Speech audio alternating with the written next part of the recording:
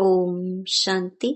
4 अक्टूबर 2025। मीठे बच्चे, श्रेष्ठ ते श्रेष्ठ बनने के लिए स्वयं भगवान तुम्हें श्रेष्ठ मत दे रहे हैं, जिससे तुम नरकवासी से स्वर्गवासी बन जाते हो। प्रश्न: देवता बनने वाले बच्चों को विशेष किन बातों का ध्यान रखना है? उत्तर: कभी कोई बात में रूठना नहीं, शक्ल मुर्दे जैसी नहीं करनी है, किसी को भी दुख नहीं देना है।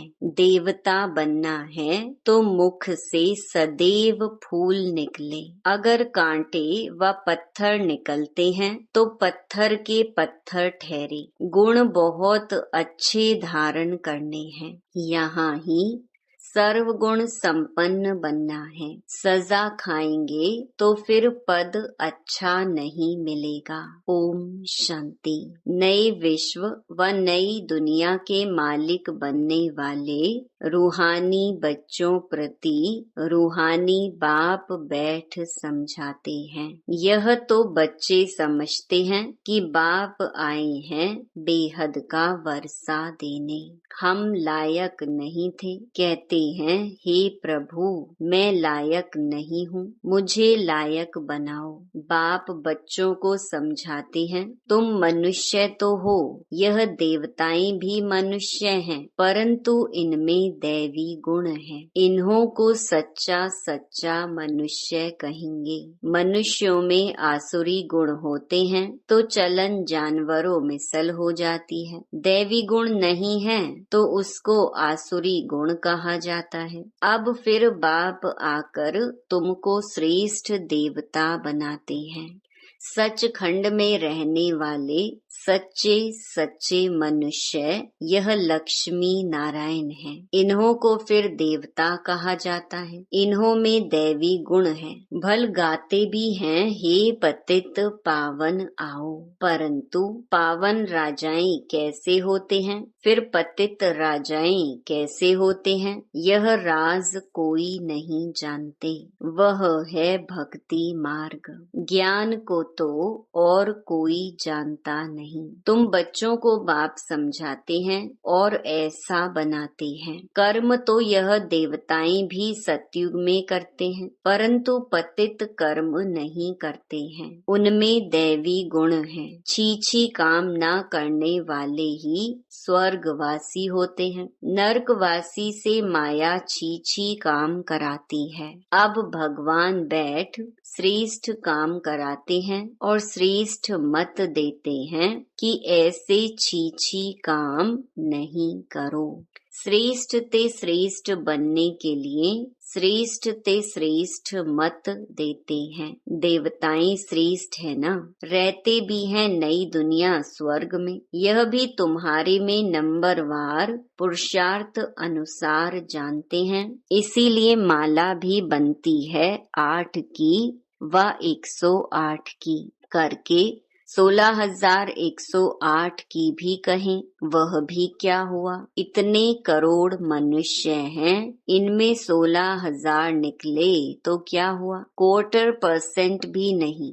बाप बच्चों को कितना ऊंच बनाते हैं। रोज बच्चों को समझाते हैं कि कोई भी विकर्म नहीं करो। तुमको ऐसा बाप मिला है तो बहुत खुशी होनी चाहिए। तुम समझते हो कि हमको बेहद के बाप ने एडॉप्ट किया है, हम उनके बने हैं। बाप है स्वर्ग का रचयिता, तो ऐसे स्वर्ग का मालिक बनने के लायक सर्वगुण संपन्न बनना पड़े। यह लक्ष्मी नारायण सर्वगुण संपन्न थे। इन्हों के लायकी की महिमा की जाती है। फिर 84 जन्मों के बाद नालायक बन जाते हैं। एक जन्म भी नीचे उतरे तो जरा कला कम हुई। ऐसे धीरे धीरे कम होती जाती है। जैसे ड्रामा भी जू मिसल चलता है ना, तुम भी धीरे धीरे नीचे उतरते हो तो 1250 वर्ष में 2 कला कम हो जाती है। फिर रावण राज्य में जल्दी जल्दी कला कम हो जाती है, ग्रहण लग जाता है। जैसे सूर्य चांद को भी ग्रहण लगता है ना, ऐसे नहीं कि चंद्रमा सितारों को ग्रहण नहीं लगता है, सबको पूरा ग्रहण लगा हुआ है। अब बाप कहते हैं याद से ही ग्रहण उतरेगा, कोई भी पाप नहीं करो। पहला नंबर पाप है देह अभिमान में आना, यह कड़ा पाप है। बच्चों को इस एक जन्म के लिए ही शिक्षा मिलती है, क्योंकि अभी दुनिया को चेंज होना है। फिर ऐसी शिक्षा कभी मिलती नहीं। बैरिस्ट्री आदि की शिक्षा तो तुम जन्म जन्मांतर लेते आए हो, स्कूल आदि तो सदा है ही। यह ज्ञान एक बार मिला बस। ज्ञान सागर बाप एक ही बार आते हैं, वह अपना और अपनी रचना के आदि मध्य अंत की सारी नॉलेज देते हैं। बाप कितना सहज समझाते हैं। तुम आत्माएं पाठधारी हो, आत्माएं अपने घर से आकर यहाँ पाठ बजाती हैं, उनको मुक्ति धाम कहा जाता है। स्वर्ग है जीवन मुक्ति, यहाँ तो है जीवन बंध। यह अक्षर भी यथार्थ रीति याद करने हैं। मोक्ष कभी होता नहीं। मनुष्य कहते हैं मोक्ष मिल जाए, अर्थात आवागमन से निकल जाएं, परंतु पाठ से तो निकल नहीं सकते। यह अनादि बना बनाया खेल है। वर्ल्ड की हिस्ट्री ज्योग्राफी हूबहू रिपीट होती है। सतयुग में वही देवता आएंगे, फिर पीछे इस्लामी बौद्धि आदि सब आएंगे। यह ह्यूमन झाड़ बन जाएगा। इनका बीज ऊपर में है। बाप है मनुष्य सृष्टि का बीज रूप। मनुष्य सृष्टि तो है ही, परंतु सतयुग में बहुत छोटी होती है, फिर धीरे धीरे बहुत वृद्धि होती जाती है। अच्छा, फिर छोटी कैसे होगी? बाप आकर पतित से पावन बनाते हैं। कितने थोड़े पावन बनते हैं, कोटों में कोई निकलते हैं। आधा कल्प बहुत थोड़े होते हैं, आधा कल्प में कितनी वृद्धि होती है। तो सबसे जास्ती संप्रदाय उन देवताओं की होनी चाहिए, क्योंकि पहले पहले यह आते हैं, परंतु और धर्मों में चले जाते हैं, क्योंकि बाप को ही भूल गए हैं। यह है एकज भूल का खेल। भूलने से कंगाल हो जाते हैं, भूलते भूलते एकदम भूल जाते हैं। भक्ति भी पहले एक की करते हैं, क्योंकि सर्व की सद्गति करने वाला एक है। फिर दूसरे किसी की भक्ति क्यों करनी चाहिए? इन लक्ष्मी नारायण को भी बनाने वाला तो शिव है ना। श्री कृष्ण बनाने वाला कैसे होगा? यह तो हो नहीं सकता। राजयोग सिखलाने वाला श्री कृष्ण कैसे होगा? वह तो है सतयुग का प्रिंस। कितनी भूल कर दी है, बुद्धि में बैठता नहीं है। अब बाप कहते हैं मुझे याद करो और दैवी गुण धारण करो। कोई भी प्रॉपर्टी का झगड़ा आदि है तो उनको खलास कर दो। झगड़ा करते करते तो प्राण भी निकल जाएंगे। बाप समझाते हैं इसने छोड़ा तो कोई झगड़ा आदि थोड़े ही किया, कम मिला तो जाने दो, उसके बदले कितनी राजाई मिल गई। बाबा बताते हैं मुझे साक्षात्कार हुआ विनाश और राजाई का, तो कितनी खुशी हुई। हमको विश्व की बादशाही मिलनी है, तो यह सब क्या है? ऐसे थोड़े ही कोई भूख मरेंगे। बिगर पैसे वाले भी पेट तो भरते हैं ना। मम्मा ने कुछ लाया क्या? कितना मम्मा को याद करते हैं। बाप कहते हैं याद करते हो यह तो ठीक है, परंतु अभी मम्मा के नाम रूप को याद नहीं करना है। हमको भी उन जैसी धारणा करनी है। हम भी मम्मा जैसे अच्छा बनकर गद्दी लायक बने। सिर्फ मम्मा की महिमा करने से थोड़ी हो जाएंगे। बाप तो कहते हैं माँ मेकम याद करो, याद की यात्रा में रहना है, मम्मा जैसा ज्ञान सुनाना है। मम्मा की महिमा का सबूत तब हो जब तुम भी ऐसे महिमा लायक बनकर दिखाओ। सिर्फ मम्मा मम्मा कहने से पेट नहीं भरेगा और ही पेट पीठ से लग जाएगा। शिव बाबा को याद करने से पेट भरेगा। इस दादा को भी याद करने से पेट नहीं भरेगा। याद करना है एक को, बलिहारी एक की है। युक्तियां रचनी चाहिए सर्विस की, सदैव मुख से फूल निकले। अगर कांटे पत्थर निकलते हैं तो पत्थर के पत्थर ठहरे। गुण बहुत अच्छे धारण करने हैं। तुमको यहाँ सर्वगुण संपन्न बनना है।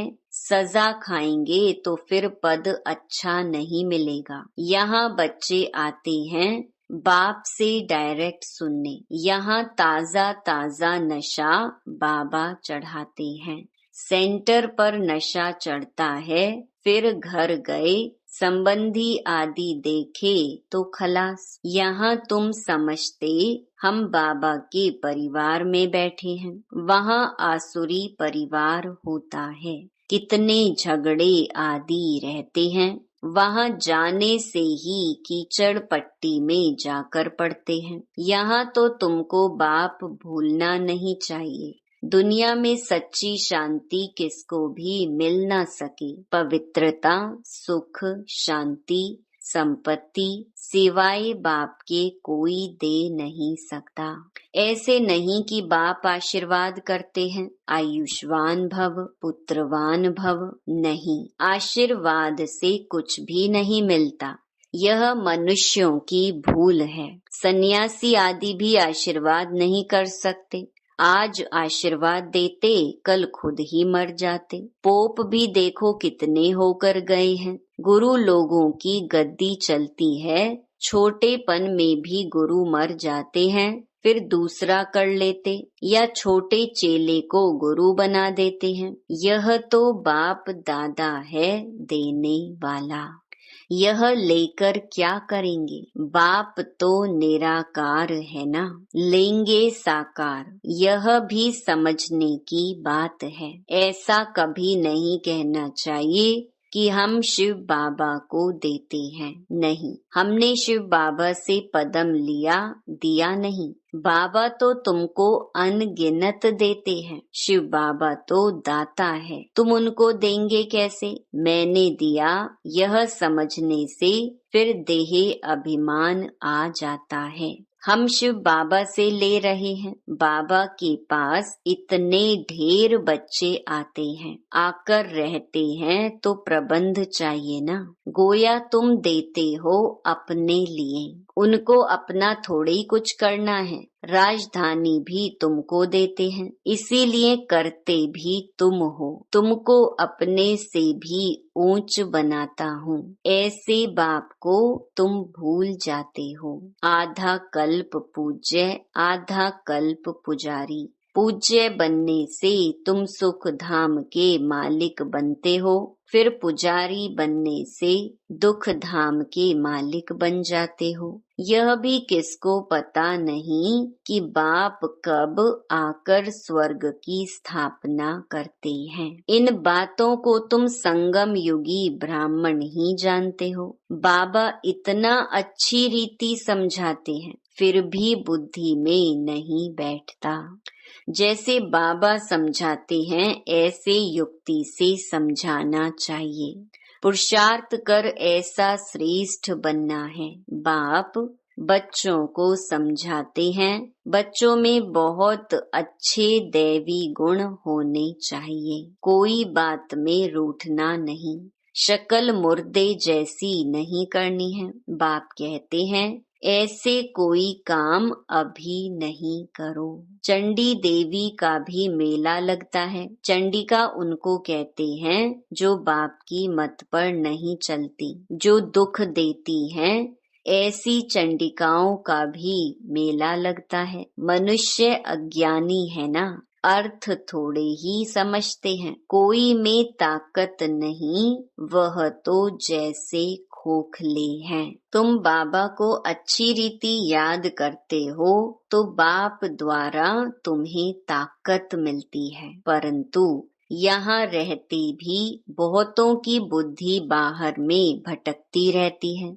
इसीलिए बाबा कहते हैं, यहाँ चित्रों के सामने बैठ जाओ तो तुम्हारी बुद्धि इसमें बिजी रहेगी। गोले पर, सीढ़ी पर किसको समझाओ तो बोलो सतयुग में बहुत थोड़े मनुष्य होते हैं, अभी तो ढेर मनुष्य हैं।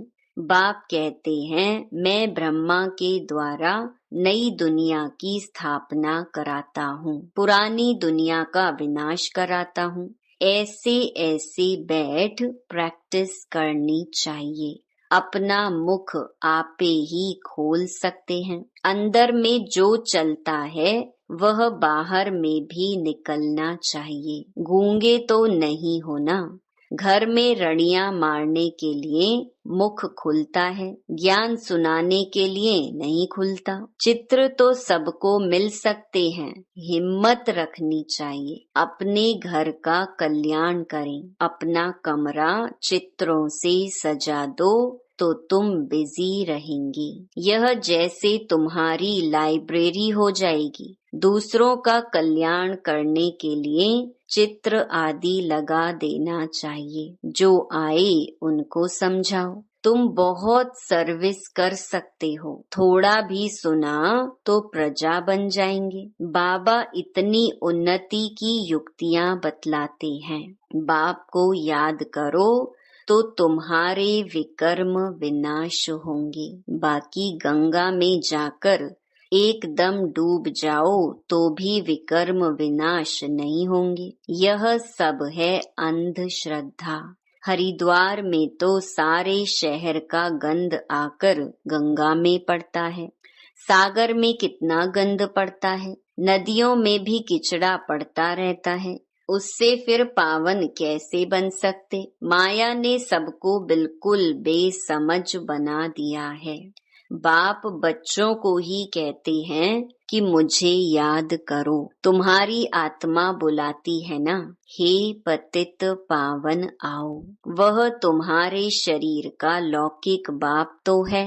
पतित पावन एक ही बाप है। अभी हम उस पावन बनाने वाले बाप को याद करते हैं। जीवन मुक्ति दाता एक ही है, दूसरा ना कोई। इतनी सहज बात का अर्थ भी कोई समझते नहीं। अच्छा, मीठे मीठे सिकिलधे बच्चों प्रति मात पिता बाप दादा का याद प्यार और गुड मॉर्निंग। रूहानी बाप की रूहानी बच्चों को नमस्ते। धारणा के लिए मुख्य सार। पहला, मुख से ज्ञान रतन निकालने की प्रैक्टिस करनी है। कभी मुख से कांटे व पत्थर नहीं निकालने हैं। अपना और घर का कल्याण करने के लिए घर में चित्र सजा देने हैं। उस पर विचार सागर मंथन कर दूसरों को समझाना है। बिजी रहना है। दूसरा, बाप से आशीर्वाद मांगने के बजाय उनकी श्रेष्ठ मत पर चलना है। बलिहारी शिव बाबा की है, इसीलिए उन्हें ही याद करना है। यह अभिमान न आए कि हमने बाबा को इतना दिया। वरदान, बाप समान स्थिति द्वारा समय को समीप लाने वाले तत्त्वम के वरदानी भव। अपनेपन को मिटाना अर्थात बाप समान स्थिति में स्थित होकर समय को समीप लाना। जहाँ अपनी देह में या अपनी कोई भी वस्तु में अपनापन है, वहाँ समानता में परसेंटेज है। परसेंटेज माना डिफेक्ट। ऐसे डिफेक्ट वाला कभी परफेक्ट नहीं बन सकता। परफेक्ट बनने के लिए बाप के लव में सदा लवलीन रहो। सदा लव में लवलीन रहने से सहज ही औरों को भी आप समान व बाप समान बना सकेंगे। बाप दादा अपने लवली और लवलीन रहने वाले बच्चों को सदा तत्त्वम का वरदान देते हैं। स्लोगन: एक दो के विचारों को रिगार्ड दो तो स्वयं का रिकॉर्ड अच्छा बन जाएगा। अव्यक्त इशारे: स्वयं और सर्व के प्रति मनसा द्वारा योग की शक्तियों का प्रयोग करो। मनसा सेवा के लिए मन बुद्धि व्यर्थ सोचने से मुक्त होना चाहिए। मन मनाभव के मंत्र का सहज स्वरूप होना चाहिए। जिन श्रेष्ठ आत्माओं की मनसा अर्थात संकल्प श्रेष्ठ और शक्तिशाली है, शुभ भावना शुभ कामना वाले हैं, वह मनसा द्वारा शक्तियों का दान दे सकते हैं। अच्छा, ओम शांति।